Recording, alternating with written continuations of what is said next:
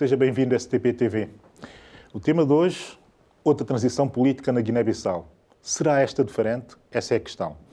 Para debatermos este tema, recebo Flaviano Mindela dos Santos, blogger, pintor, poeta e escritor.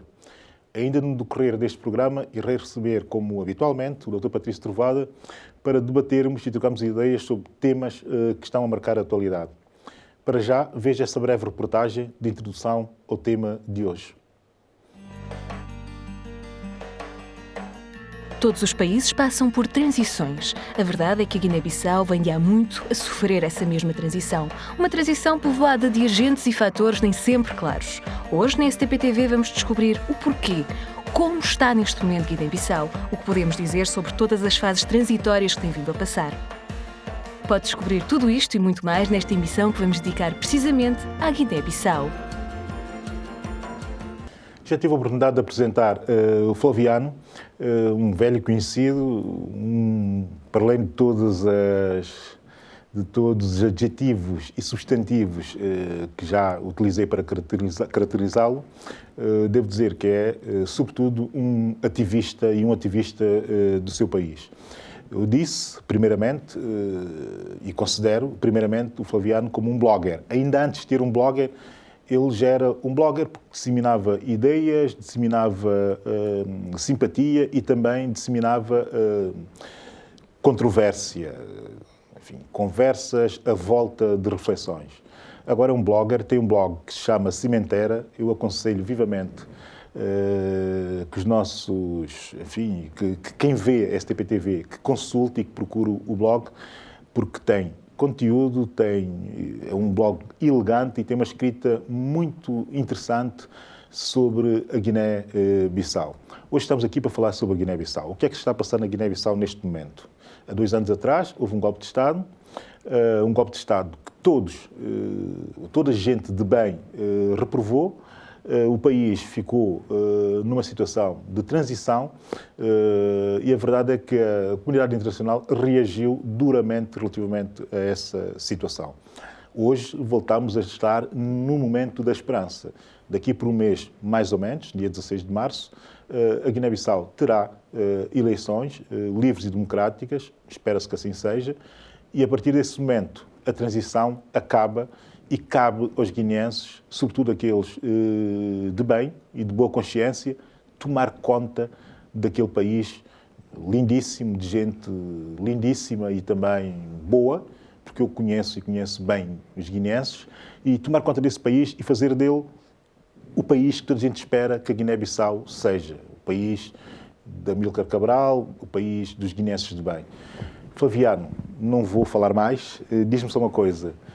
Como é que tu perspectivas a situação da Guiné-Bissau a partir de 16 de março? Porquê? Porque a mim interessa-me, sobretudo, marcar essa data como a data de uma nova Guiné-Bissau. Exatamente. O que é que nós podemos esperar da Guiné-Bissau a partir de 16 de março? Antes de mais, agradecer o convite, né, e desejar sucessos ao projeto. Indo ao assunto, pronto, convém sempre, nesse tipo de análise, tomar em conta o passado, né? Porque vale sempre a pena, né? Pronto, o 16 de março será uma nova era, como há bocado disse, mas é bom sempre não esquecermos dos erros, né? Porque dos erros também aprende-se muito. Portanto, vou então olhar um bocado para trás, desde que começou a transição política, né, as várias fases, não aprofundando, mas pronto, falando de modos a podermos situar, né? Como sabe, a Guiné, depois da independência, pronto, era um país com um regime ditatorial, né? Ditatorial de partido único, e depois, nos anos 90, então, com a onda da democracia pelo mundo todo e com o esforço de alguns políticos lá dentro e na diáspora, pronto, houve então uma mudança para um regime democrático, né? um regime democrático. O que aconteceu é que, com a mudança para o regime democrático, o PAIGC, que era o partido único, não soube adaptar a mudança, né? E quis ser, depois da mudança, o partido único do regime, né? Isso tem acontecido em muitos países, sobretudo em países que têm transições democráticas. Sim. Ou seja, temos uma democracia, mas com um partido hegemónico. Sim, sobretudo os partidos históricos e os líderes mais ou menos históricos agarram nesse tipo de legitimidade e tentam impor em democracia uma espécie de democratura. Sim. Ou seja, como se a legitimidade democrática estivesse secundarizada a um certo tipo de legitimidade histórica. Sim. Isso tem, de facto, acontecido em muitos países africanos e a verdade é que não tem tido grandes resultados em grande parte deles. Não pode de maneira nenhuma ter grandes resultados, porque há sempre aquela contrariedade, choque, né? que é natural quando se vai contra uma onda, né? Uma onda tão grande que todos nós sabemos que a democracia causa. É liberdade, né? As pessoas, o homem naturalmente é livre, né? E quando tem a oportunidade expressa sempre esta liberdade. E se expressa a liberdade e do outro lado encontra limites, reage, né? Reage. E na Guiné a reação contra isso tem sido ciclicamente violenta, né? E estamos nisto neste momento, mas felizmente as coisas estão a mudar, né? Estão a mudar. Importa também dizer o seguinte, porque houve um momento em que o PAIGC perdeu o poder, foi para a posição e no poder conseguiu chegar PRS, com o Kumbaya lá. O PRS o que é que fez? Exatamente o que o PAIGC fazia, né? Quer ser hegemónico, quer ser partido único num regime democrático, né? E também usou as forças de defesa e segurança, como o PAIGC fazia, né?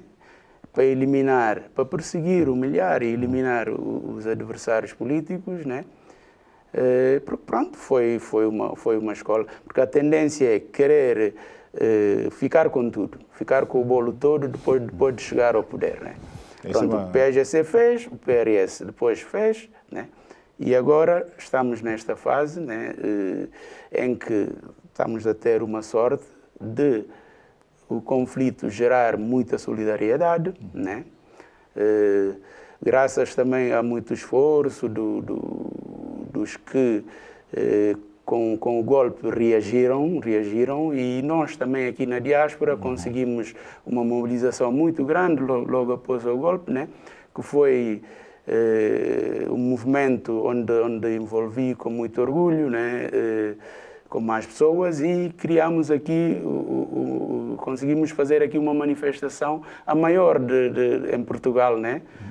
Feita por uma diáspora qualquer, né? Nunca houve. Portanto, houve essa solidariedade que está-nos a ajudar muito, né? O nosso conflito, que antes, os nossos problemas que antes eram só nossos, conseguimos transportar a coisa um bocado cá para fora e há essa onda de solidariedade. Por isso, 16 de março será mesmo diferente. Será diferente e tenho a certeza disso. Eu acho que há aqui um elemento que faz muita diferença, o que vai fazer muita diferença a partir de 16 de março. Há dois elementos, sobretudo dois, que, do meu ponto de vista, vão marcar a nova Guiné-Bissau. Eu quero ignorar os maus elementos. Eu estou aqui a pensar numa perspectiva, digamos que, otimista. Sim. E há esses dois elementos que eu considero que são os elementos otimistas do processo guinense. Um, que é, de facto, a sociedade civil, muito pressionante e muito ativa, dentro e fora da Guiné-Bissau. Eu tenho uma admiração tremenda pelos ativistas dos direitos humanos dentro da Guiné-Bissau. O papel da Liga dos Direitos Humanos tem sido um papel, do meu ponto de vista, muito interessante e extraordinário na defesa de valores, não é? Da defesa de valores que são valores que têm mesmo que ser defendidos perante uma situação daquelas. E o segundo elemento, na minha perspectiva, é a preocupação das elites, quando eu digo elites, culturais, artísticas, académicas, de se interessarem outra vez pela Guiné-Bissau. E interessarem-se de tal forma que nós olhamos hoje para o panorama político bissau-guineense e o que é que nós vemos? Vemos grande parte dos filhos da Guiné, dos grandes filhos da Guiné, a interessarem-se por fazer política, ou seja, por ter intervenção política na Guiné-Bissau. Eu acho que esses dois elementos são elementos otimistas face àquilo que acontecia anteriormente. É que anteriormente sim. Também tens mais ou menos essa percepção. Sim. Felizmente isto está a acontecer. Estamos a ter mais qualidade na classe política, né? Antes as pessoas não se interessavam porque, pronto, ou não é problema mesmo, mas também isso tem a ver com a forma muito, muito violenta como as coisas aconteceram no princípio, né? Porque as elites na Guiné, e como noutras antigas colónias, são elites que formaram na época colonial, né? Portanto, eram vistos como uma continuação, né, do que foi a dominação colonial, né? E foram muito perseguidos, né? E porque, pronto, estiveram com o colono, né? Basta a pessoa ser um alto funcionário na administração colonial, é porque colaborou com a colonização, Mas muitas vezes esquece-se e esse processo está a ser muito engraçado, porque está a ser feito, sobretudo agora, neste momento, em Cabo Verde, que é um país que está um pouco mais avançado que os nossos, temos que assumir isto. Não é? Isso tem muito a ver também com a história de Exatamente, Cabo Verde. mas o processo de Cabo Verde está a ser um processo curioso, que é, mesmo estes nacionalistas que tinham posições privilegiadas dentro da máquina colonial, começam a ser resgatados. Ou seja, antes eles que não eram considerados nacionalistas, começam agora a ser puxados para o nacionalismo. Porque, de facto, a ação dessa gente também foi uma ação nacionalista, não é? Exatamente. De alguma forma formaram pessoas, de alguma forma puxaram outros nacionais para a administração, portanto, foram formando quadros e foram eles próprios sendo quadros da administração, porque país nenhum que se podia criar sem essa gente que sustenta a máquina administrativa. Não é? Sim. Aquela ruptura abrupta violenta na Guiné foi mesmo uma das piores fases, né, da nossa história, porque tinha que haver continuidade, né? Pronto, há pessoas que, pronto, porque para ir para uma guerra é preciso pensar se a pessoa tem uma família para tomar conta. Pronto, quando não estamos sozinhos, né? Claro. Não podemos estar a tomar decisões. Tinha que haver essa compreensão, né? Pronto, a pessoa colaborou com a administração colonial, mas podia não estar de acordo com a forma como a colonização estava. Pronto, foi isso. Só que agora, claro, com desaires e as pessoas já viram. Porque, pronto, também houve o abandono do território, porque, pronto, eu posso desloco, né, o país. Só que o guineense, hoje em dia, está a olhar as coisas de forma diferente, né?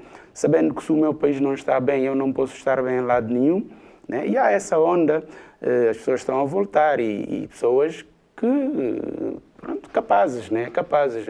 Se olharmos pelos candidatos, né, hoje em dia, são pessoas já pelo menos com formação académica e, claro, a política é outra coisa, né? Claro, é outra coisa, mas o curioso, perdão, nessa panóplia de candidatos presidenciais, é uma coisa que eu considero bastante curiosa. Candidatos presidenciais e não só, e candidatos, enfim, partidários e alianças partidárias e isso tudo. Sim. A gente já com alguma experiência também de gestão em organizações internacionais. Ou seja, não lhes atrapalha nada ter que gerir os assuntos do Estado. Porque conseguiram ser estadistas fora do Estado da Guiné-Bissau. Portanto, isto só pode ser uma mais-valia para o país, saber que esta gente está disponível e está junto da população e dentro no território, no terreno, a dar a cara por uma nova Guiné-Bissau. Que nova Guiné-Bissau é que se pode esperar? O que é que pode ser feito, o que é que poderá ser feito a partir de 16 de março para melhorar as coisas? Do teu ponto de vista, não é preciso elaborar aqui um programa, mas mais ou menos do teu ponto de vista, o que é que se pode melhorar? O que se pode fazer, mais uma vez, é olhando. Eu vou contar aqui um fato anedótico que quando eu estive na tropa e pronto, entre conversas havia sempre coisas assim que os antigos combatentes nos contavam. E uma das coisas que um dia desses, Amílcar Cabral, que sabe que é um ideólogo e um pedagogo, né? E pronto, o homem era tudo. Nas horas de mais descontração, também falava com os combatentes, né? E isso é muito importante, porque Amílcar, sendo a pessoa que é, conseguia dialogar nas instâncias superiores, conseguia também dialogar cá embaixo. Ou seja, estava tão bem num palco como a ONU, ou como uma faculdade americana, como a Duke, ou seja o que for, mas também estava bem entre os combatentes. Portanto, isso é muito importante. As pessoas devem aprender com Amílcar Cabral. Aliás, com Amílcar ele deixou muita coisa escrita.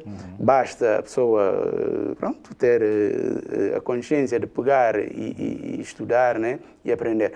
Portanto, só para acabar a história, estava ele num dia de muita lua e tal, a conversar com os combatentes às tantas, olhou para a lua e diz assim: estão a ver aquela lua que está aí tão distante? O homem já lá chegou. Portanto, nós, apesar de tudo, com essa desvantagem, a máquina colonial é mais sofisticada, é mais avançada, é mais convencional, mas estamos na nossa terra, queremos a nossa independência, temos é que lutar com afinco e que vamos conseguir isso, porque o homem, quando quer, consegue. A ver? Se o homem chegou lá na Lua é porque foi com muita determinação.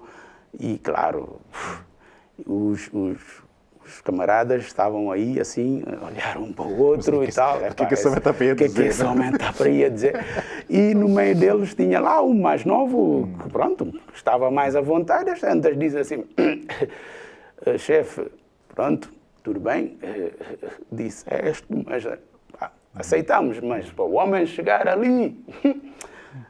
Quer dizer, isso é só para ver que aceitaram aquilo, acreditaram porque o Cabral disse. A ver? Isso é uma autoridade incrível. Eles tinham confiança no que o homem dizia, porque o homem sabia como dizer as coisas, né? Sabia estabelecer ponte, sabia dialogar, apesar de ter a formação que tem, o nível académico que tem, né? Sabia dialogar com eles. Tanto assim que conseguiu unir e lutar e conseguir a independência. É o que temos que fazer agora também. Né? Depois de 16 de março, é o que os políticos têm que fazer, porque é o que tem falhado, né? A forma como encaram os antigos combatentes. Isso dizer, vão para a reforma, quer dizer, têm que explicar às pessoas o que é reforma, né? Porque eles entendem, eu convivi com eles, quando se fala na reforma, a pessoa pensa logo, a partir da reforma, depois da reforma serei uma pessoa inválida, não, sabe? É preciso explicar o conceito, né? Com palavras simples. Isto era um ponto de partida. Exatamente. Falar assim, por exemplo, numa reestruturação. Porque uma pessoa pode estar a desempenhar aquela confusão, porque não houve uma fase, uma transição da fase de guerrilha para a fase de um exército pronto, convencional. Feche mal isso. Há pessoas que ocupam cargos nas Forças Armadas, não têm habilitações para tal, né? Uma reestruturação pode dizer assim a pessoa, pronto, olha, desempenhava isto. Com a evolução do tempo, com a evolução da sociedade, das coisas e tal. Portanto, agora passa a desempenhar porque temos que melhorar as coisas, né? Não é dizer vai para a reforma. Se diz a pessoa vai para a reforma, essas pessoas, estar na tropa é um modo de vida, né? Se lembrarmos que são pessoas que passaram a vida, a fase da adolescência até na guerra, né? Como soldados, e da juventude. Pronto, eles conseguiram contactar com a sociedade para além das suas comunidades. Para contactarem com a sociedade foi primeiro sendo guerrilheiros, né? Quando deslocaram. Porque há casos em que, pronto, Amílcar e mais outros que fizeram a fase da mobilização, mobilizaram pessoas em Bissau, em Portugal, por exemplo, em França. Essas pessoas tinham a consciência que vão para uma guerra, né? Mobilizados para uma causa. E essas pessoas, os guerrilheiros que hoje em dia estão aí nas Forças Armadas, que agarraram aquilo como modo de vida, não. Esses, a guerra foi ter com eles. Sim, nos não foram lugares, eles né? conscientemente a irem ter... Ok? A guerra foi ter com eles, né? Eles aderiram à guerra porque tinha que ser, né? Estavam nas zonas, porque Amílcar Cabral e todo tipo de guerrilha era... aliás, pronto, desenvolvem aquela tal técnica, ataque e fuga. Ataque e fuga, depois da fuga há que esconder. Claro. As matas da Guiné, na zona do sul, são mais densas, né? E dá para isso. Amílcar Cabral escolheu precisamente aquela zona para iniciar a fase armada, né? Porque a mata favorecia. E essas pessoas são a maioria do sul, né? E a guerra foi ter com eles. É preciso compreender isso. Depois da guerra, temos que fazer um trabalho, né? Custa muito, mas temos que fazer esse trabalho, né? Mas isso, Flaviano, deixa-me interromper para dizer o seguinte, mas isto já foi tentado?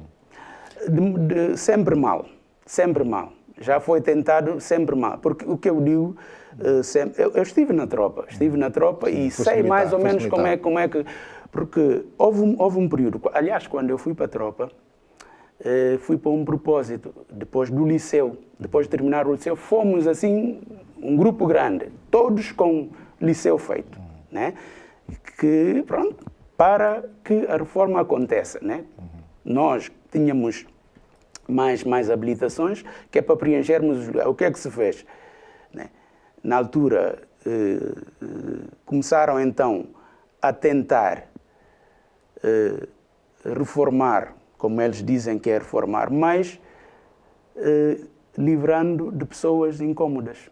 Né? Ou seja, um processo político dentro das Forças Armadas. Um processo político dentro das Forças Armadas. Né? E foi um descalabro. Sim, né? sim. Sabíamos quais foram as consequências. Em vez das coisas... As diversas purgas dentro das Forças Armadas. Em vez das coisas serem feitas. Porque nós fomos para lá com habilitações, né? Fizemos, como já disse, fizemos o liceu e fomos para a tropa, fomos chamados para a tropa, que é para a tropa começar a ser uma coisa diferente. E aproveitar o momento para fazer política dentro das Forças Armadas, eliminar uns e ficar com outros, e claro... E a partir daí, todo esse histórico de conflitualidade exatamente. Se transfere das Forças Armadas para a política e que também é instrumentalizada pelos políticos. E se quer saber, foi desta altura que... Tudo começou e deu na Guerra Civil. Né? De 98. Por acaso, quando fui para a tropa, o Ansman Mané era um dos meus chefes. Né? E acompanhei mais ou menos as coisas. Eu trabalhava como um dos assessores no gabinete dele. Depois passei para o Estado-Maior-General das Forças Armadas como desenhador nas operações e assisti lá muita coisa mal feita. Né? Em vez de reforma, em vez de reestruturar como deve ser, pronto, começaram a tentar livrar de uns e ficar com outros. Fazer as célebres purgas. E fomos andando assim até chegarmos a essa fase. Então, para ti, o essencial, aliás, para ti e para toda a gente, inclusive relatórios da ONU, relatórios já feitos pela CPLP na anterior transição, ou seja, uma série de relatórios que já dão como essencial fazer essa reestruturação das Forças Armadas na Guiné-Bissau. A questão é a seguinte: achas que depois de 16 de março, e essa é a última pergunta para nós terminarmos, é uma pergunta que eu acho que é crucial, Achas que depois do 6 de março que as Forças Armadas da Guiné-Bissau, conhecendo o histórico, esse histórico de conflitualidade, de purgas, de sucessivas ações contra a Constituição, de mortes, assassinatos, enfim, tudo negativo que pudesse acontecer, mais o tráfico de drogas. Vamos esquecer isto. Esse histórico existe. Esta é a realidade. Depois do 6 de março, achas que é possível voltar a trazer essa gente para a normalidade? É possível, porque essas pessoas são guineenses, né? Têm handicaps, mas são guineenses. São guineenses e querem, de alguma maneira, o bem para o país. O que acontece é que as pessoas agarram, não é só nas Forças Armadas, porque as pessoas dizem, pronto, é preciso, fala-se muito na reforma nas Forças Armadas, porque o primeiro bem é a vida, né? É a vida. Os militares têm armas e quando estão chateados morrem gente. Por isso, estamos a rir, por ironia, por ironia. Por isso fala-se muito nas reformas, começar pelas Forças Armadas, mas a reforma tem que ser muito abrangente, né? Porque, por exemplo, vamos dizer ao António Ndiaye, já tem idade para ir para casa, para se reformar e não sei o quê. E quando olharmos para o PAGC, temos o Carlos Correia, né? Um homem já com quase 80 anos ou mais, não sei, né? Está lá e a querer estar. É um político ativo. E a querer estar. É preciso que os políticos também saibam ver. Chegou à altura da transição. Claro. Porque isto é, para os militares, é afronta, quer dizer, se eles me dizem para ir para casa porque já não... Né? Porque é que eles ainda estão ali, né? É preciso os políticos também sacrificarem os lugares. Quem quiser ficar no partido, que fique fazendo o trabalho backstage. Agora, quando olharmos para o PSDC, que é o partido que é o partido que quando está com problemas o país está, e está lá ainda o Carlos Correia, ainda o Manuel Saturnino, ainda o Carmen Pereira, ainda Satu Camara, essas personalidades ainda no partido e a quererem ir para frente e a dizerem aos outros, vocês têm que ir para casa. É preciso ver isso. Os políticos também têm que olhar para os seus partidos, reformar os partidos também, pôr novas caras, que é para darem exemplo. Estamos a dar lugar aos mais novos, também os militares devem fazer o mesmo, né? É esse sacrifício que tem que se fazer. Claro, depois disso os militares vão começar a reformarem-se e a deixar o país funcionar como deve ser. Acho que esse é o princípio e acho que é isso que se deve pensar para Guiné-Bissau depois de 16 de março. Espero, e tu também esperas, eu sei, e esperam os guineenses todos e se calhar a África toda, que a coisa corra bem. Eu, pessoalmente, tenho a fé que vai acontecer assim. Para terminar essa conversa com o Flaviano, eu vou citar num crioulo da Guiné-Bissau, enfim, completamente macarrónico. Se os telespectadores, se quem nos está a ver, quer perceber o que é que eu quero dizer com macarrónico, já vai perceber. É um poema do Flaviano, um poema no crioulo da Guiné-Bissau, que eu acho que se enquadra muito e que é muito simbólico relativamente àquilo que se está a passar na Guiné-Bissau. Portanto, atenção, eu vou tentar. O poema chama-se Querença Garandi. Mato Falam e Garandi. Kumei tem Chon e tem Nhago, Kukata Kaba. Kumei tem Padja e tem Limária, Kukata Kaba.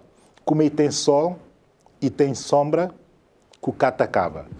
Acho que os guineenses vão perceber aquilo que eu disse, num péssimo crioulo, mas o esforço foi feito e, Flaviano, muito obrigado por teres vindo. Quem não perceber, depois esclareço. Obrigado pelo teu Obrigado pela oportunidade mais uma vez. A nossa emissão continua já de seguida com o habitual olhar do Dr. Patrício Trovada sobre a atualidade do mundo, da África e de São Tomé e Príncipe. Estamos de volta já com Patrício Trovada. O que é que temos para esta semana? Sobretudo, prestar alguma atenção a última atividade, ou as últimas movimentações nos Estados Unidos da América. Movimentações personificadas pelo presidente dos Estados Unidos, Barack Obama. Uma declaração ao país e, sobretudo, ao mundo relativamente ao caso Snowden, ao caso da NSA e das fugas de informação da NSA. Fugas de informação, mais do que isso, se calhar, quer dizer, essa espécie de grande irmão com a NSA, em que o NSA se transformou, e o presidente Obama a tentar justificar a legalidade daquelas ações que, aos olhos do mundo, enfim, pode-se questionar sobre a sua legalidade, mas, definitivamente, sobre a sua ilegitimidade, ninguém tem dúvidas. A questão é a seguinte, Patrício Trovoada. Uma situação complicada, um discurso, para muitos, muito profundo, mas muito vago, e a passar quase com um pano por cima das ações da NSA. Ações que iam até ao ponto extremo de vigiar e escutar presidentes de potências amigas dos Estados Unidos da América. O que é que podemos pensar sobre isso, não é? Fora os 100 mil telefones, telemóveis que estão constantemente sob escuta, suponho que o seu não será um deles, não é? Sabe, bom, primeiro dizer que as declarações de boa vontade, as intenções de Obama em não escutar os países amigos ou os aliados,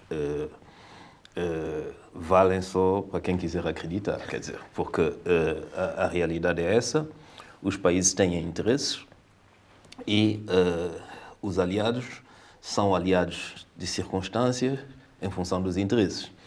Daí que se há países que, digamos, podemos facilmente considerar aliados, é preciso saber para que tipo de dossiês, que tipo de situação. Estamos a falar em matéria de defesa, provavelmente alguns países são considerados aliados, mas estamos a falar de guerra económica e não há aliados. Aí sabemos perfeitamente que a espionagem industrial é a praxe, digamos, entre esses países. No caso dos países africanos, claramente não há aliados. Nós sabemos que há cooperação que pode existir em alguns dossiês, nomeadamente os dossiês hoje de segurança ligados ao terrorismo, mas os países africanos não são tratados como aliados, não é?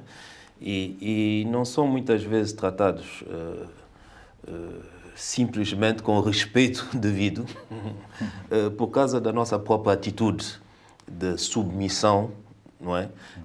A algum dessas grandes potências. Daí que eu acho que o problema mais importante para o Obama tem a ver com os americanos, não é? Aí os direitos e as liberdades dos cidadãos americanos, que de facto não podem de maneira nenhuma serem objeto de espionagem fora do sistema judiciário. Quer dizer, aqui é que é de facto o grande problema, e Obama tinha necessariamente aí e vai ter durante algum tempo que lidar com essa situação e dar provas de facto aos americanos que os seus direitos não foram violados. O caso, isso aconteceu com razões, digamos, bastante sérias para justificar escutas ilegais. Mas eu quero dizer que escutar vai ser muito difícil nós também pensarmos que no mundo, podemos viver no mundo sem sermos escutados, vigiados, porque o mundo hoje é um mundo aberto, em que o acesso, digamos, aos meios desse tipo encontram-se no mercado livre. Daí que eu sugiro às pessoas o seguinte: sempre colocarem-se na situação que podem ser escutados, vigiados. E quanto aos políticos, eu penso que optar para a política significa abdicar da vida privada. Quer dizer, tem que haver essa consciência de que um político não tem um domínio privado reservado. Não é?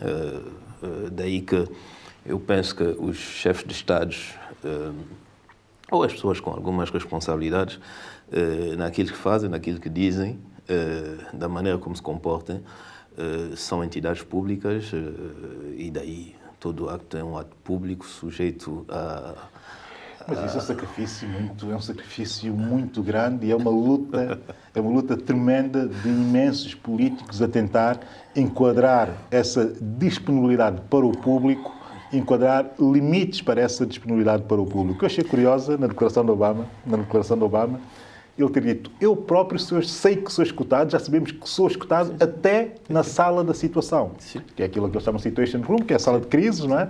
Ou seja, ele saber e dizer ao mundo que tenha noção de que naquela sala que são escutados. Isto dá bem a dimensão de como é que as coisas estão. Portanto, ninguém pode dizer que não está a ser escutado. Mas eu volto a dizer que ainda bem. Quer dizer, ainda bem... Não, mas aqui é a questão do controle. Depois quem é que controla essa Sim, informação? Sim, está aqui. E ele dá as garantias que isto tudo vai ter que passar pelo sistema judicial. O facto é que ainda bem que é assim e não é nenhum sacrifício, sabe? Eu creio que são opções, quer dizer, eu creio que os políticos, quando às vezes lamentam a intrusão na vida privada, eu acho que é uma opção, que é preciso assumir essa opção. O que é importante é todo esse fluxo de informação, como é que ele deve ser tratado, não é? E que não pode haver aí, de facto, aproveitamentos, eu diria, negativos, se eu posso falar dessa maneira, não é? Ao Poder Judicial, às questões de segurança nacional, à história. Quer dizer, é preciso arquivos, não é? É preciso que também, num sítio qualquer, nós guardamos o trâmite, não é? Daquilo que é a vida pública e as decisões. É que eu não tenho grandes problemas, de facto, com isso. É preciso simplesmente não deixar que isso torne-se uma exploração anárquica ou uma exploração na mão de lobbies ou de grupos mal intencionados. Isso tem que ser controlado. Nós temos o Parlamento, temos a Justiça, há várias formas de controlar-se, mas que de todos os tempos existiu, desde o pombo correio até a NSA, é uma realidade com a qual temos que conviver. Ok. Ainda relativamente ao Obama, essa frase, enfim, que referiu um bocadinho, os países africanos não são tratados como aliados pelos Estados Unidos da América.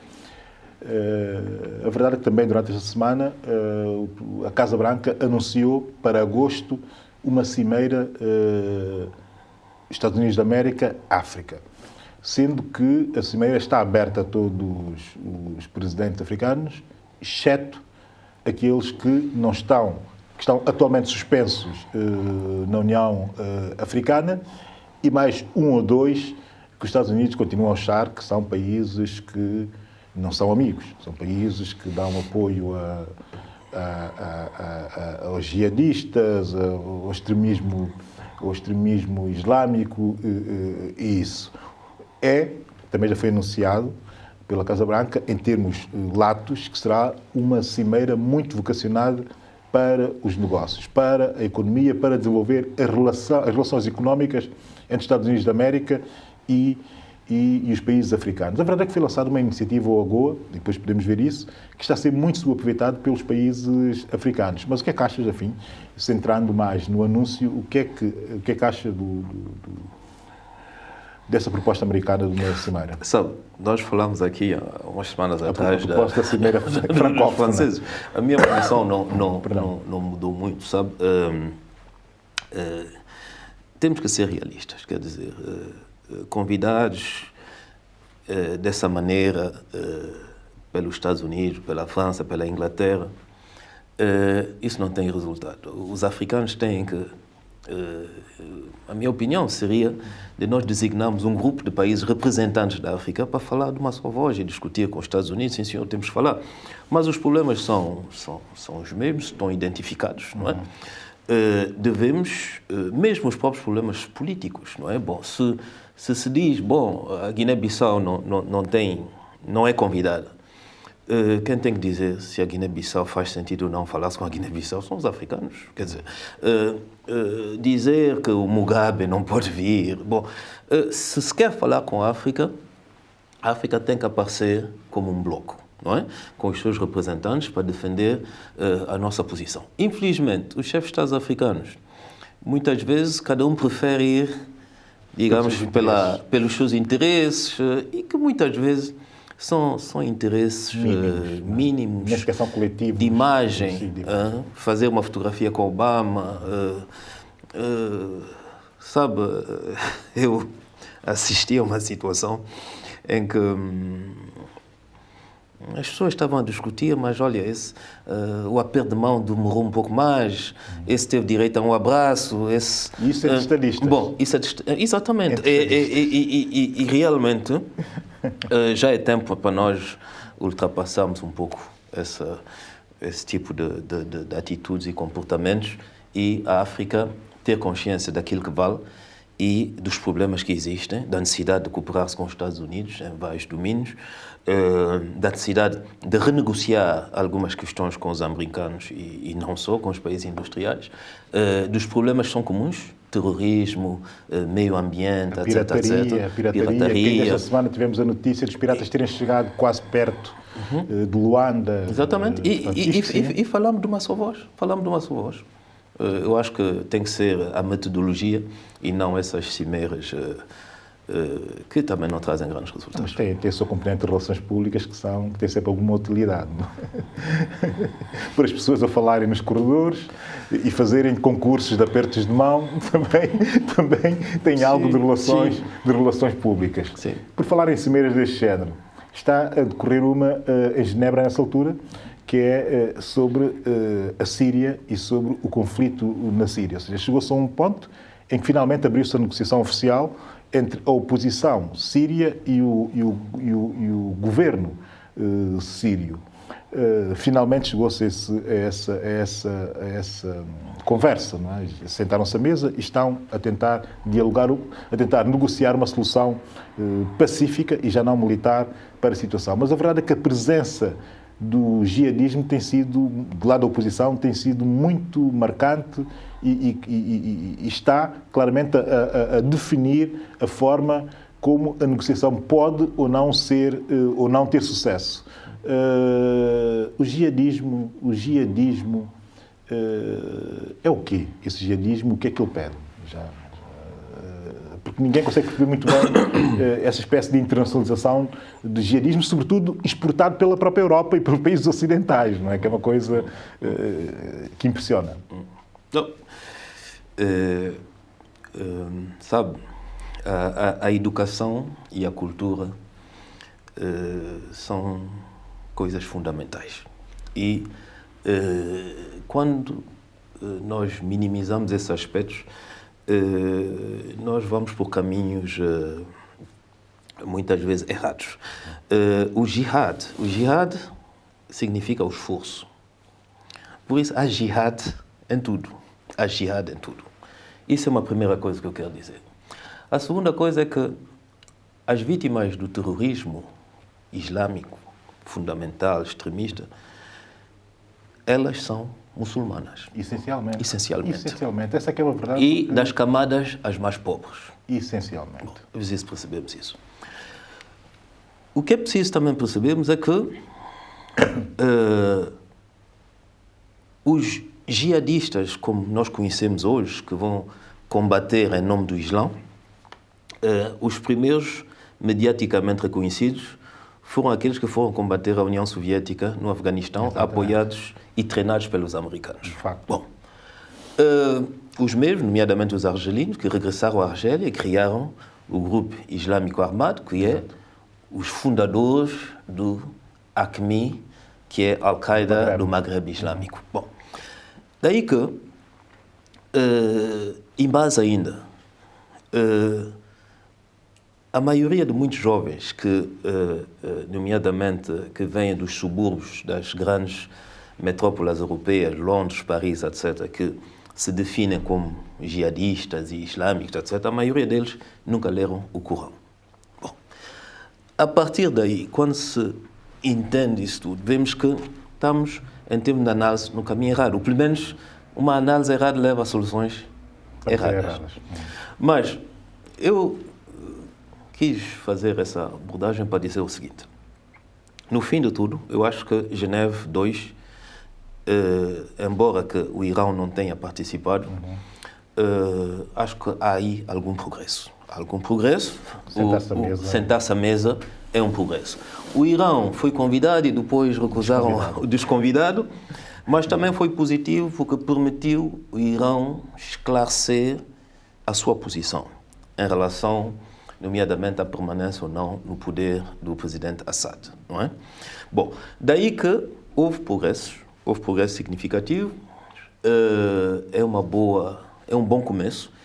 E a questão dos jihadistas também, eu creio que vai conhecer algum progresso, porque o Irão e também os russos têm um grande conhecimento e uma grande experiência daquilo que são os grupos jihadistas. E eu creio que os ocidentais chegará um momento em que os ocidentais irão, de facto, associar muito mais o Irão, a Rússia já está associada, na resolução desse conflito. Mas aproximação, mas já se nota bem a aproximação. Mas é preciso também dizer às pessoas o seguinte: os grupos extremistas, jihadistas, terroristas, digamos assim, porque, como eu digo, o jihad é o esforço e toda a gente pode ser jihadista, mas os grupos extremistas, violentos, terroristas, não são xiitas, são sunitas. E o Irão é um país muçulmano, não árabe, xiita. Bom, daí que há muita amálgama no meio disso tudo, não é? Mas, e esse amálgama é provocado, porque muitos desses protagonistas, diplomatas, historiadores que vêm dessas potências conhecem perfeitamente a situação. Mas o problema é, mais uma vez, um problema geoestratégico, de interesses não revelados, não é? Aqui, e que fazem com que nós estejamos a viver essa situação e os povos estejam a pagar, digamos, o alto preço. E eu quero ainda fazer um reparo. Quando se fala da brutalidade do regime de Assad, e não só, eu só quero lembrar às pessoas que há uns anos atrás nós tínhamos o problema dos presos que eram levados para determinados países para serem torturados, não é? Porque legalmente não se podia torturar em determinado território, não é? E alguns desses presos foram levados para a Síria, em aviões americanos, para serem torturados pelos homens do Assad. Sim, houve essa permissão. Bom, então muito honestamente, eu sou um político, mas a política não permite tudo. É preciso ter algum limite, e isso não é para mim realpolitik. A realpolitik tem que ser, de facto, um trabalho também, digamos, com alguma ética e com alguns princípios. No mínimo. Mas o Assad, convenhamos, teve muito tempo a fazer reformas e para abrir o seu regime num determinado sentido. E houve uma altura em que se achou que esse impulso iria acontecer com alguma aceleração. E, no entanto, ele voltou atrás e hoje discute-se porque é que terá voltado atrás nesse impulso, porque é que terá feito esse compasso de espera até que a situação explodisse. Portanto, também não podemos estar somente a olhar para fora sem olhar para aquilo que são as dinâmicas do próprio regime. E eu acho, do meu ponto de vista, que o Assad também colaborou um pouco, se calhar muito até, a não ter dado alguns passos mais ousados. Em Marrocos deu-se esses passos e as coisas correram, se bem que os países nunca são iguais, mas correram de outra forma. Mas, como disse bem, os países não são iguais. E sabe que depois do desmoronamento do Iraque, não é? A questão foi levantada, nomeadamente, em Israel. Bom, o Saddam Hussein não era propriamente dito um amigo de Israel, mas para a própria segurança de Israel, o que é que valia mais? Assad e o regime forte, autoritário, ditatorial do Assad desaparecer, ou manter o Assad. Bom, daí que as situações, e voltando ainda ao jogo de interesse, as leituras são diversas. Bom, há pessoas que defendem que, depois da experiência da Líbia e do Iraque, as pessoas que defendem que era preciso manter um regime forte na Síria. Um dos defensores dessa opção encontrou-se muitas vezes nos políticos, os fazedores, digamos, de política em Israel. A outra questão, que é que as comunidades, nomeadamente cristãs e coptas e outras na Síria, considerar que o regime de Assad era melhor para eles. Mais tolerante. Mais tolerante. Então, daí que eu creio que pode-se ver as coisas sob várias costuras, mas o que deve hoje ser a prioridade e que deve nos digamos, ser, como eu digo, a prioridade e deve nos alertar e mobilizar, são as centenas de milhares de mortes inocentes. Sim, e essa guerra tem que acabar. Com Assad, sem Assad, mas a guerra tem que acabar. Porque já vão em 180 mil mortos, segundo dados bastante factíveis da própria ONU. A propósito do tema jihadismo, há um livro que eu costumo aconselhar aos meus amigos, e vou aconselhar aqui, enfim, improvisando, que é um livro da Melanie Phillips, que é uma jornalista do Independent, que em determinado momento da sua vida, enfim, viveu muito próximo do universo mais radical do Islão, e o livro chama-se Londonistão, ou seja, a Londres, meio Paquistão. É um livro fabuloso e que dá muita dimensão da realpolitik e da geoestratégia à volta destes movimentos mais violentos, digamos, não é? Portanto, vamos seguir. Nada como vermos uma reportagem enviada de São Tomé e Príncipe, para logo, em seguida, continuamos a nossa análise da atualidade. Fique atento às imagens que preparamos para si. Quem anda pelo país, de norte ao sul, sente que uma larga maioria dos santomenses não tem dúvidas que São Tomé e Príncipe perdeu o rumo com a atual governação. Dos mais intelectuais aos menos cultos, o sentimento é que o país está à deriva. E o país está parado, não tem dinheiro. Com este governo não há pernas para frente. É mesmo, vai ficando aqui sempre. Eu espero-me a nova eleição para haver uma boa base nessa terra. O país está parado, pá. Está parado, um barco parado sem nada, pá. Não está de recebe a vida nem nada, o país está fodido. Eles só pensavam pintar a marginal quando o presidente de Taiwan está a vir ao país. Por que é que não fizeram isso antes? Diga-me. Quer saber por que é que não fizeram isso antes? Para nossa marginal pelo menos está bonita.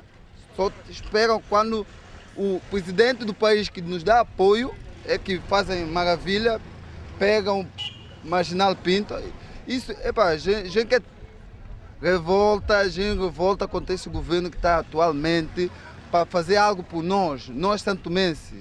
O país está mal.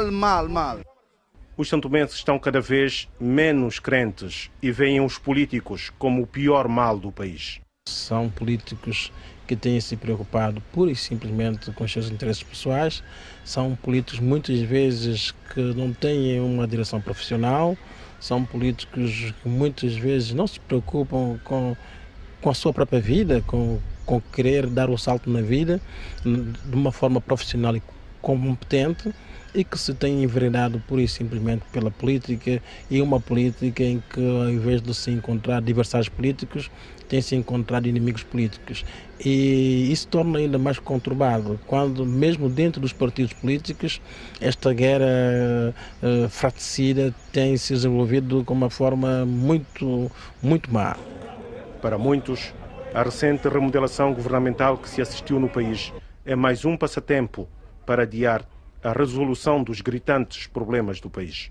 Esse governo que está agora é sair todo, entrar só jovem para ver se trabalha, porque o governo que está agora é antigo. A gente não está na era de antigamente, a gente está na era século.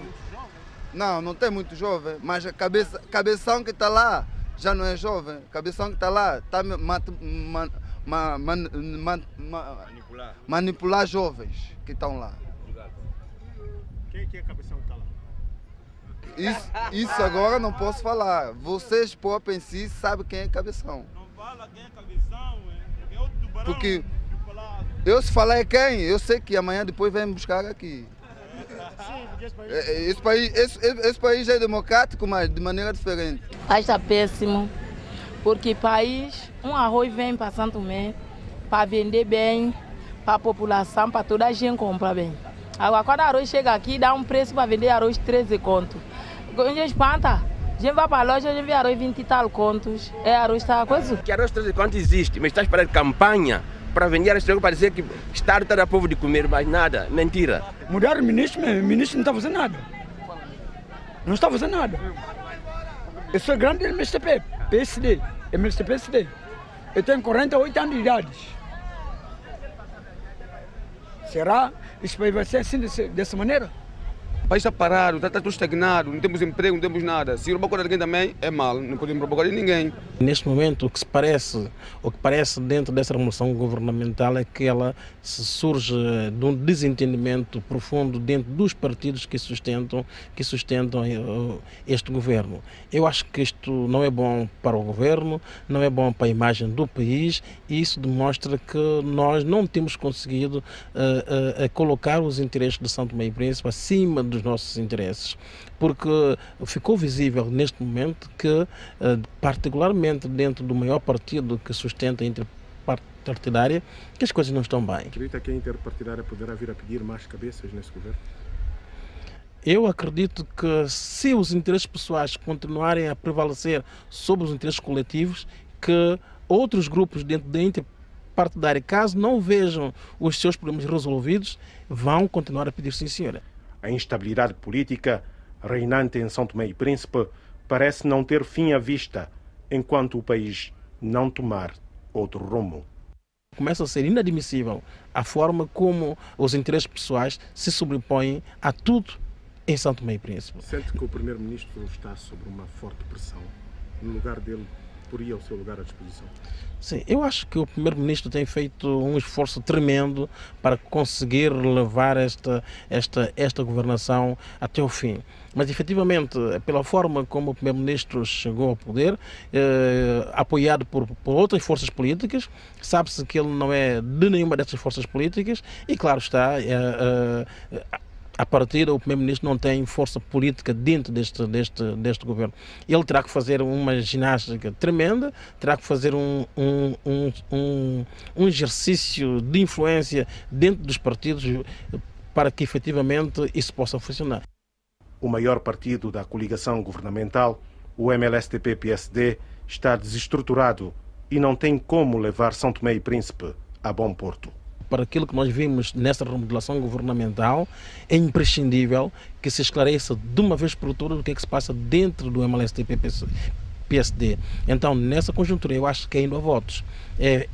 Para isso é necessário convocar um congresso para que realmente o partido possa falar a uma só voz. Eu estou distante, talvez que eu esteja dentro, não vejo, mas eu acho que tenho acompanhado e sinto que neste momento o MLSTP voltou novamente a ter mais divisões dentro do seu partido. Com os que dirigem o país em constante contradição, São Tomé e Príncipe caminha irreversivelmente para um beco sem saída. A situação é complicada. Não quero criar aqui qualquer tipo de dramatismo fácil, mas repito, em São Tomé e Príncipe a situação política é efetivamente complicada. As últimas ocorrências, os últimos factos políticos, porque disso se trata, são factos políticos, não podem deixar ninguém indiferente e muito menos descansados.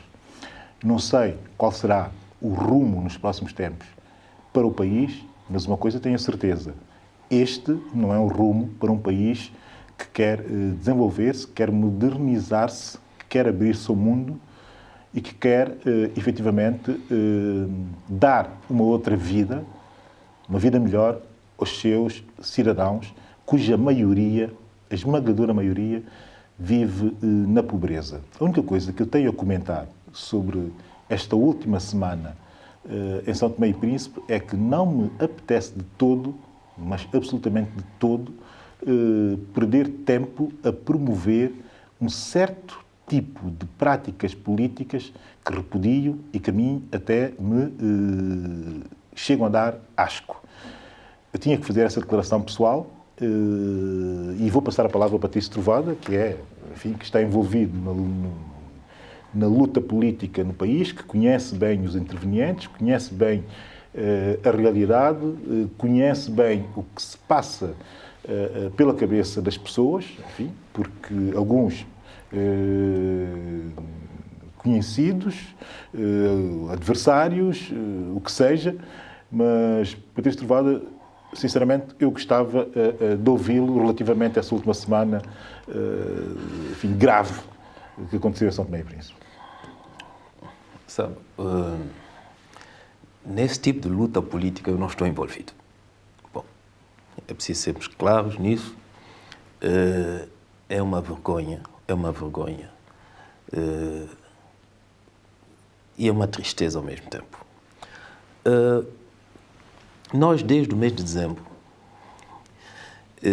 somos feitos reféns, porque é disso que se trata, um povo refém de um grupo político que está a tentar resolver as suas querelas, as suas contradições,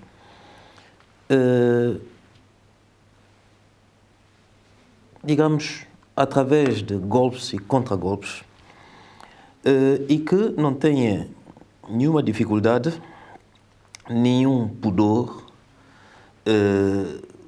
para reconhecer que é simplesmente uma luta ligada aos interesses pessoais, digamos assim, ou ligados à repartição de um bolo que é cada vez mais pequeno, não é? Porque cada vez o tempo passa e esse bolo não pode crescer, porque a economia não cresce, porque o trabalho é cada vez menos, porque a corrupção é cada vez maior, os escândalos são cada vez mais evidentes. Daí que nós assistimos a uma situação lamentável que não se concluiu com a remodelação governamental, não é? Não se concluiu porque até esse fim de semana os novos ministros não tomaram posse, não é? Nomeadamente na saúde, quando o presidente taiwanês visita São Tomé e Príncipe e vai inaugurar o novo banco de urgência. Nós temos, digamos, a solução que foi encontrada, quando nós sabemos que o MLSTP, dentro do MLSTP tem havido uma campanha, uns abaixo-assinados para um congresso e para poder tirar da liderança do partido o Jorge Amado. Daí que esse grupo vai nos manter ainda na confusão, não é? Durante mais alguns meses. O que é preciso ver com isso? Eu não falaria do primeiro-ministro, que Gabriel Costa, de facto, não existe politicamente, mas o que é que eu vejo com isso é que o Manuel Pinto da Costa perdeu o controle do MLSTP. E cada vez mais vai perdendo o controle do MLSTP de duas uma. Ou porque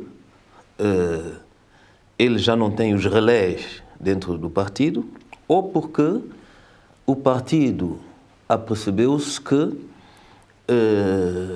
ele é o maior causador da própria instabilidade no interior do MLSTP.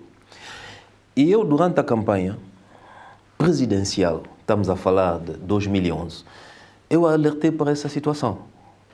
De um candidato às eleições presidenciais que não percebia qual era a nova dinâmica da sociedade política democrática em São Tomé e Príncipe. Alguém que, de facto,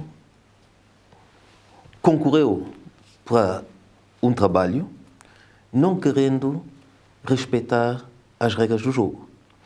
E, quando foi necessário o MLSTP entrar na estratégia de Manuel Pinto da Costa para derrubar o 14º governo, o MLSTP funcionou. Foi até o ponto de aceitar Gabriel Costa como primeiro-ministro, quando Gabriel Costa não é do MLSTP e não é de nenhum partido com alguma expressão nacional. Foi uma imposição do Pinto da Costa. Depois de um ano, o MLSTP, de facto, não podia conviver e não pode conviver com essa situação e quis, com os argumentos e com os interesses que são próprios dos dirigentes do MLSTP, reivindicar maior protagonismo no governo. Bom, e nós assistimos a isso tudo. Infelizmente, esse maior protagonismo não é para apresentar novas soluções para os santomenses, não é para apresentar um projeto político, não é para apresentar reformas económicas, não é por nada disso. É para poder, como se diz lá na terra, sentar-se e comer também à mesa. Bom, qual é a saída? Eu acho que toda a gente sabe que a saída são as eleições. As saídas são as eleições e que eu espero que dessa vez as eleições não sejam só alternância, mas que de facto as eleições tragam, ao sair das eleições, uma nova atitude política, novos políticos, de facto, não é? Para dar crédito à nossa democracia, que não pode ser só democracia porque há eleições e há alternância. E aquilo que me preocupa hoje é o diálogo nacional.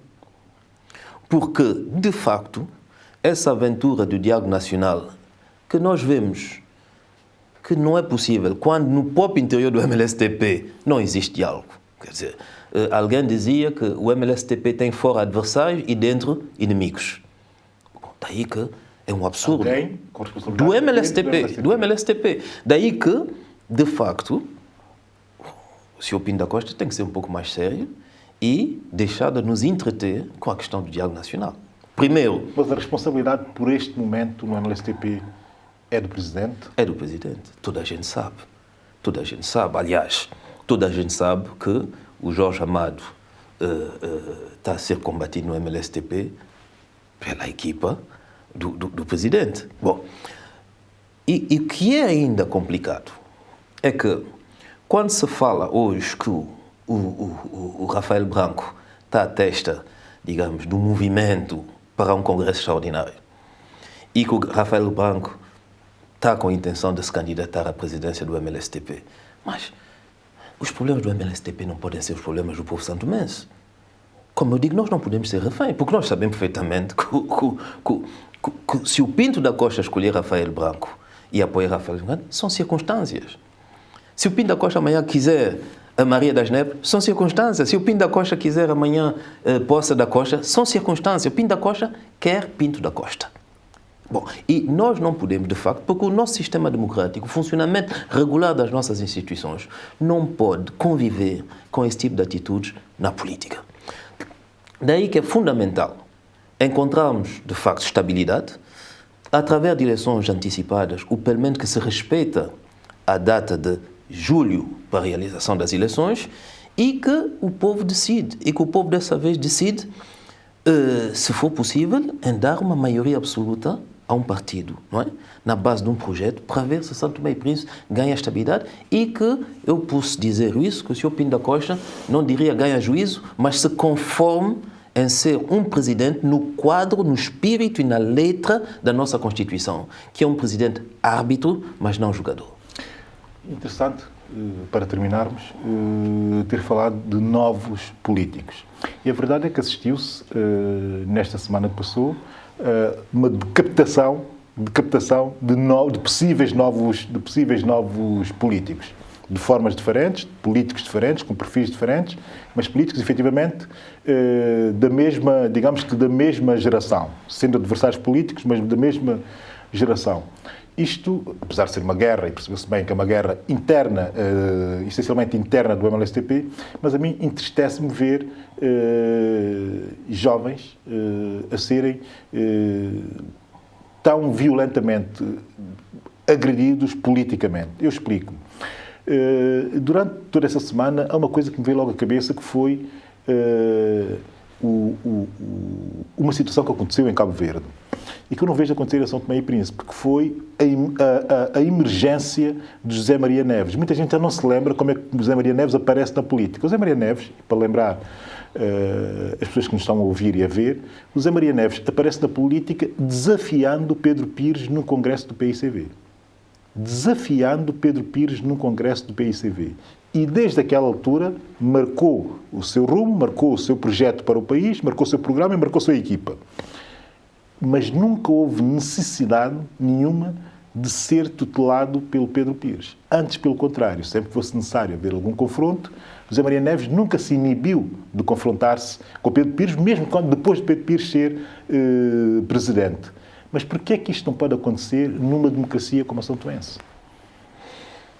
Porquê é que as pessoas têm essa necessidade de serem constantemente tuteladas por... Sabe, eu não terei a resposta mais apropriada, mas eu vou só lhe dizer uma coisa.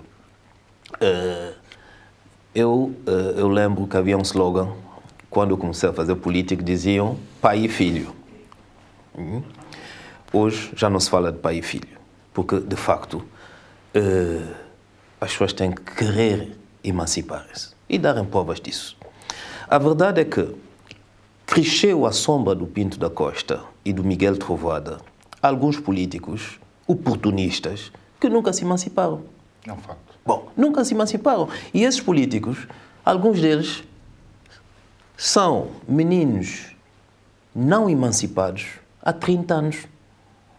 Já é tempo demasiado. Já é tempo demasiado. Bom, e o Pinto da Costa quis promover alguns jovens, mas que ainda não são maduros e que não tiveram a calma e a humildade e queimaram-se.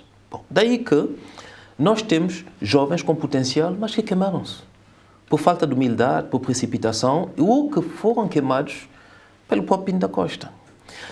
Eu creio que isso tudo é compreensível, mas nós temos que pôr acima de tudo os interesses do país.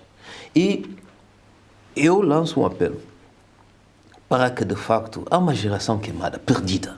Ela tem que sair. Não é com hostilidade, não é com... mas ela tem que sair, porque ela já não traz nada, sabe?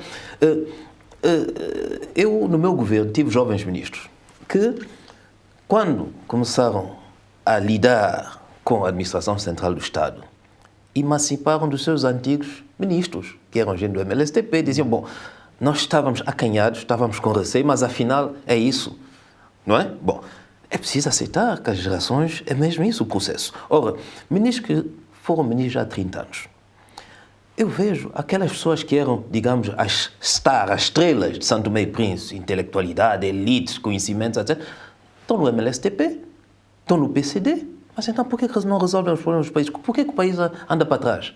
Já não são capazes. É preciso sair. Agora, os jovens, é preciso também um pouco de humildade, é preciso aprender, é preciso calma. Daí que eu quero concluir sobre isso. Eu penso que há uma oportunidade para nós reconciliarmos o país com os políticos. São as próximas eleições.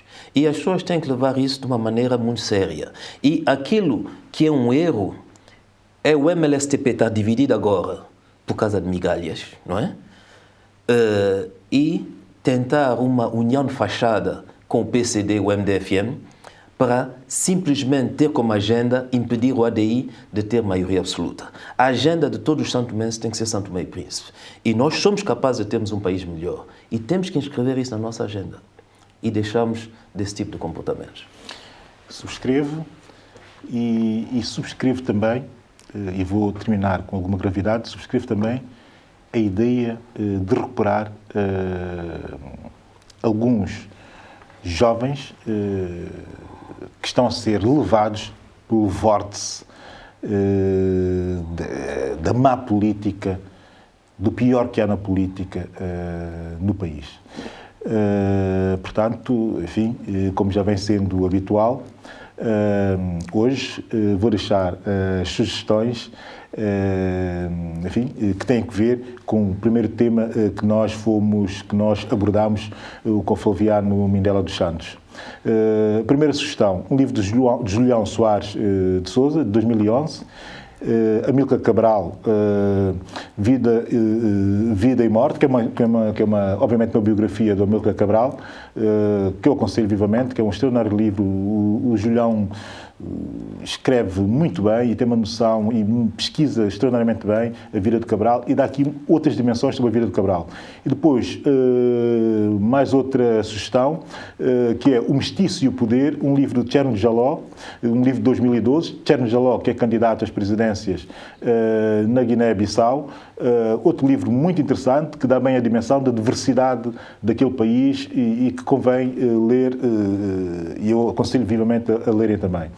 O terceiro e último livro, Traços no Tempo, um livro de um coletivo de poetas jovens guineenses, Jorson Nobo, ou seja, a nova geração, um livro de 2010, um livro de poesia, com poesias do próprio Flaviano Mindela dos Santos, que esteve aqui connosco, do Emílio Lima, do Marcos Ju, de uma série de novos poetas guineenses, e que têm uma coisa muito interessante, alguns deles a escrever no crioulo da Guiné-Bissau, mas todos muito preocupados com o futuro daquele belo país.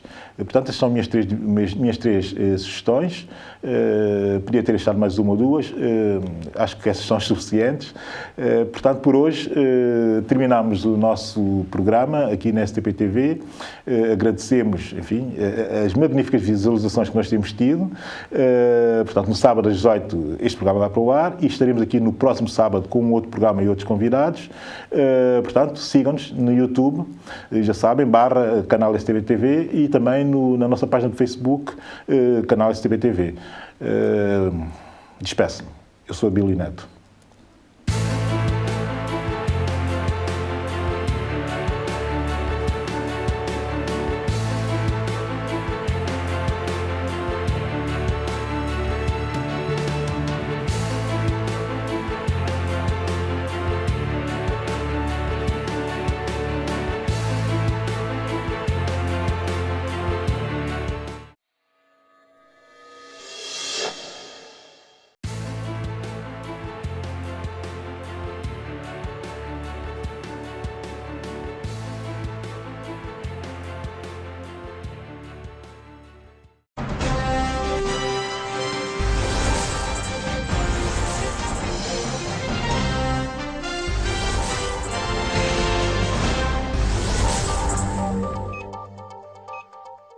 Olá, boa noite, pessoal de Santo Tomé e Príncipe, e não só. Mais uma vez o programa Nós Por Cá está no ar, desta vez com os apanhados na rua. É o seguinte, Santo Tomé e Príncipe fez um grande investimento bancário nas caixas multibancos. Bem, vamos ver agora os problemas que as caixas estão a causar na nossa sociedade. É o seguinte, espera aí, vamos só fazer um minutozito para ver se apanhamos algum cliente. Oh! Que grande sorte! Vem um cliente tirar o dinheiro na caixa agora. Vamos. Aproxima só. Vem ver. Se esse homem vai conseguir realmente levantar o seu dinheiro. Vamos ver. Aproxima.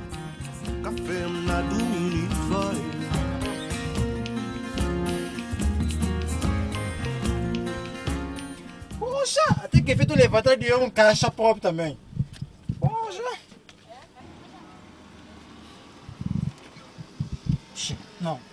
Não posso meter cheque só serviço que eu tenho dinheiro. Lulu, até moeda dentro de caixa, pá. Cheque não entra. Não, acho que há alguma coisa mal nessa coisa.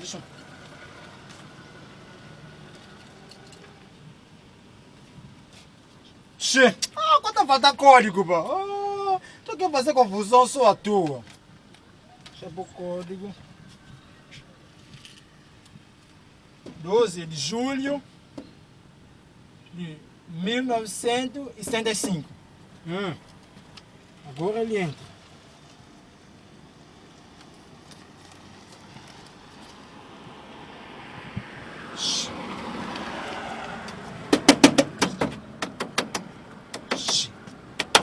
Chique não entra. O que está acontecendo?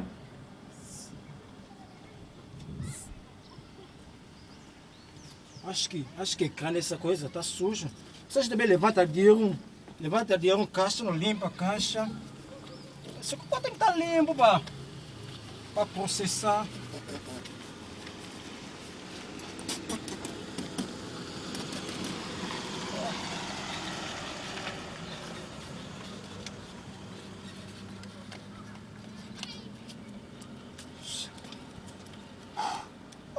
Você me desligou o cabo de caixa. Deixa eu ver aqui atrás, ligar para... O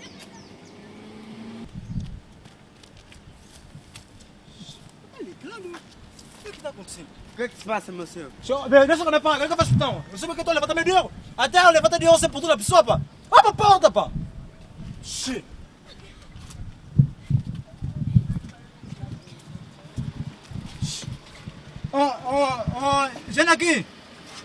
Janaki, é moço que vem levantar dinheiro. Mas, meu senhor, o que é que se passa, meu senhor? Deixa com a minha filha. Eu estou levantando meu dinheiro, deixa com a minha filha. Você põe dinheiro aqui? Você põe dinheiro aqui? Vim levantar 2 milhões de dólares. Eu vou batizar que... Ele não tem ninguém aqui, não tem. Não. Eu vim levantar 2 milhões de dólares. Tu está querendo brincar comigo ou quê? Não tem ninguém lá dentro. Você vem levantar dinheiro com cheque? Você está fazendo respeito, não é? Aqui tem cartão apropriado, você está brincando comigo ou quê? Eu não estou fazendo respeito, não. O senhor não vai fazer nada aqui. Eu fico sem meu dinheiro. Vai levantar no então, abre, você tem chave. Abre para entrar meu dinheiro. Abre para entrar meu dinheiro. Abre para entrar meu dinheiro agora. Vai buscar o cartão apropriado, vem, tira teu dinheiro. Abre para entrar meu dinheiro. E desaparece daqui, pá. O senhor não arruma quando vir arruma a pessoa dinheiro? Dá meu dinheiro, senhor. Sai daqui, pá. Então, essa caixa é caixa. Ou caixa ou focoto? Foi caixa.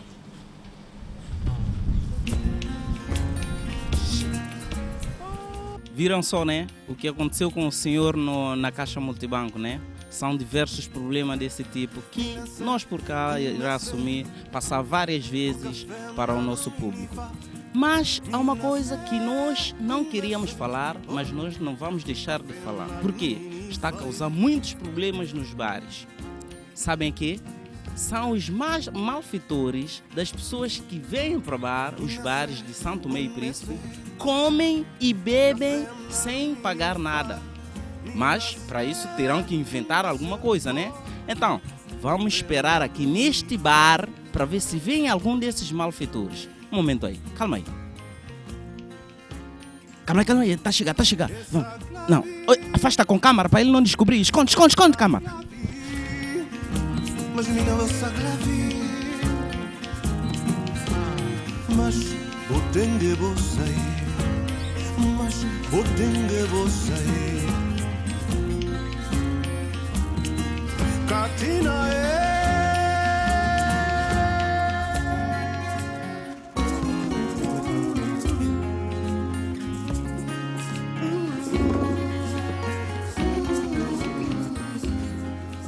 Vai de casa! Vem aqui! Sim? Muito bom dia, minha senhora. Muito boa tarde, minha senhora. Sim, senhor. Boa tarde, senhor. O que o senhor deseja? Traga-me aqui umas cervejas. Cervejas? Sim. Tá bem. E vê se despacha.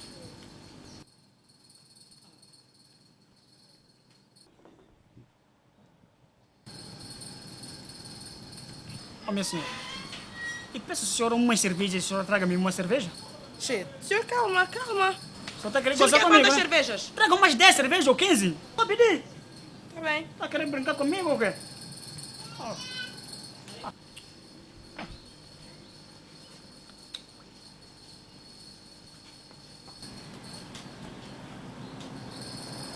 Agora sim.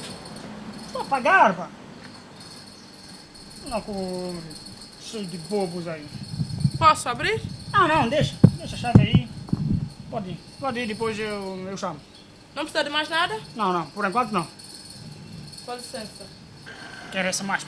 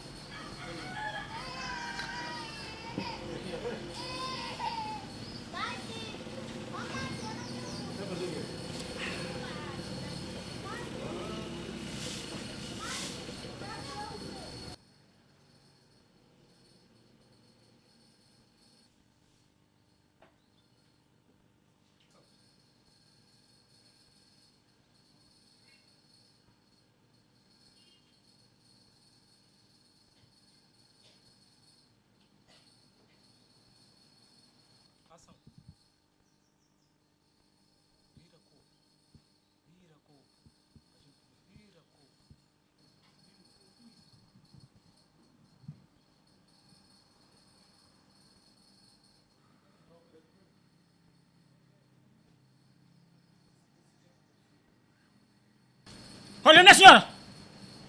Olha, minha senhora, despacha! Minha senhora! Sim, sim. Só não estou chamando muito tempo. Sim. Olha, Já trouxe conta, tá aqui. Não. Só está a ver o copo que a senhora me deu. Senhor, o quê? É 350 conto. É toda Presta atenção cerveja. É toda naquilo. cerveja. Senhora, presta atenção. É toda cerveja, senhor. É toda cerveja. Só está a ver o copo que a senhora me deu.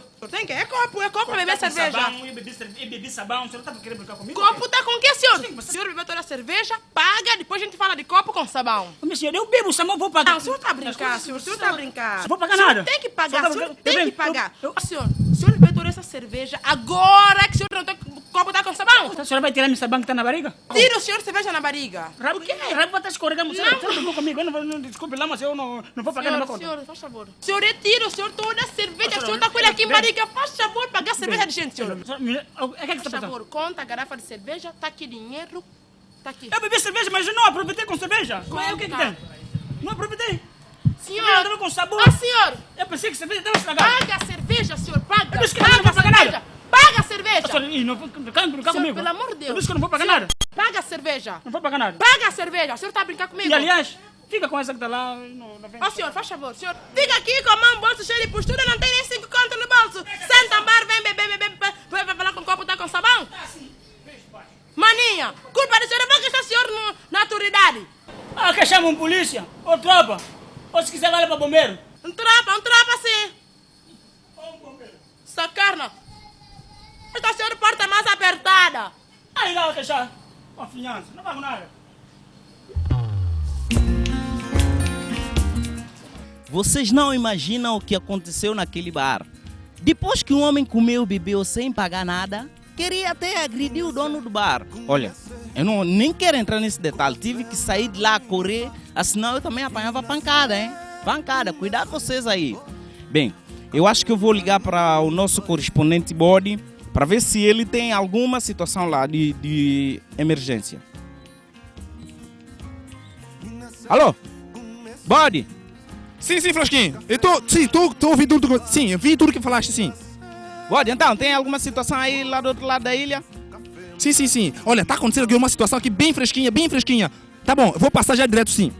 Então, sim. Olha, filma tudo, por favor. Tá bem, encontramos já. Sim. Outra situação. Eu não sei se estão a amarrar dinheiro ou alguma coisa aqui, mas aconteceu que um homem passou por mim aqui, todo desesperado, e disse que hoje ele não passa fome, que ele vai entrar numa loja e ele vai fazer invasão. Fome ele não passa hoje. Olha, vem comigo, vamos começar essa situação porque o homem vai invadir a loja. É só ouvir, vem comigo. Ah, mas com calma, porque o homem não pode ver.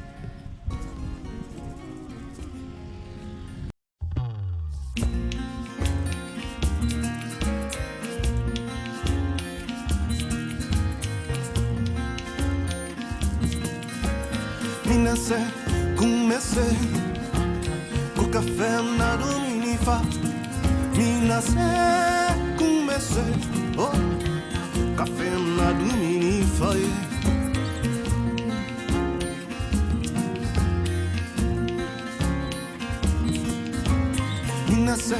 Comecei café na Dominifa.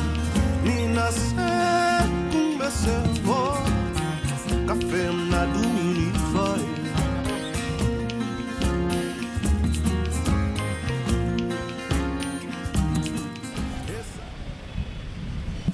O senhor fatura. Senhor, larga, faz favor. O senhor alguma vez viu quem não compra tem fatura? Quem não compra, como só entra na loja, começa a pegar coisa, fatura, passa a fatura. Então, vai ver, vê, aqui. Tem coisa que 6 meses, principalmente as coisas aqui é por marca, vê? Já há 6 meses que as coisas estão nessa loja. 6 meses que fez. Que coisa? É para necessitar. Família vem buscar? Tu tá pensando que é casa da mãe Joana? Se não está da fatura, vou tomar coisa e pôr lá dentro. Não. Vê? Sabe? Família está em casa, família está travada, fome muito. Família está mal, não é meu problema. Vê, para. Mas, senhor, ele tá querendo brincar comigo, né? Calma, tá... Senhor, tá querendo brincar. Para.